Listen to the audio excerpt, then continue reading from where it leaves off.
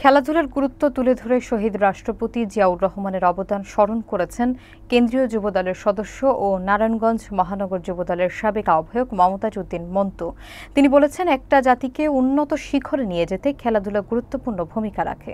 শুক্রবার বিকেলে সিদ্ধিরগঞ্জের Lakshmi Narayan cotton mills উচ্চ বিদ্যালয় মাঠে আবুল হাশেম ঢালি স্মৃতি টি-20 ক্রিকেট টুর্নামেন্টের ফাইনাল খেলায় প্রধান অতিথির বক্তব্যে তিনি এসব কথা বলেন।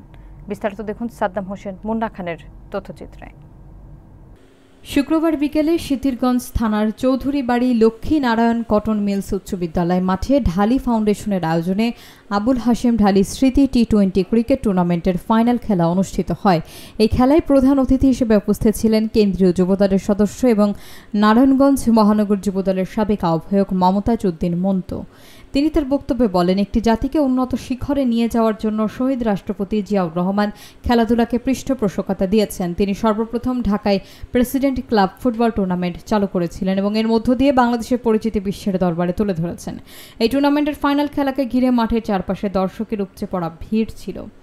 কদমতলী নয়াপাড়া একাদশকে হারিয়ে ঢাকা অ্যাডভেঞ্চার চ্যাম্পিয়ন হয়। টুর্নামেন্টের আয়োজক ছিলেন সিদ্ধিরগঞ্জ থানা জাসাসের আহ্বায়ক ও ঢালি ফাউন্ডেশনের চেয়ারম্যান শামীম আহমেদ ঢালি।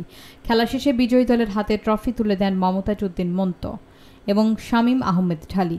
নারায়ণগঞ্জ মহানগর ছাত্রদলের সাবেক সহসভাপতি শফিকুল ইসলাম শফিকের সভাপতিত্বে অনুষ্ঠানে 10 নম্বর ওয়ার্ড বিএনপির সাধারণ সম্পাদক জামাল প্রধান, সিদ্ধিরগঞ্জ থানা জাসাসের সদস্য সচিব আকাশ প্রধান, 10 নম্বর ওয়ার্ড যুবদলের সাবেক সাধারণ সম্পাদক মঞ্জু, মহানগর মহিলা দলের সাংগঠনিক সম্পাদক দীপালি, 10 নম্বর যুবদলের যুগ্ম সাধারণ সম্পাদক হারুন সহ অন্যান্য নেতৃবৃন্দ উপস্থিত ছিলেন।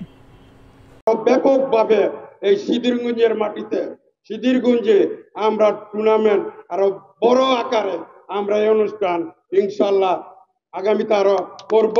সকলকে সেই অনুষ্ঠানে অংশগ্রহণ করার জন্য আমি ব্যক্তিগতভাবে অনুরোধ করব।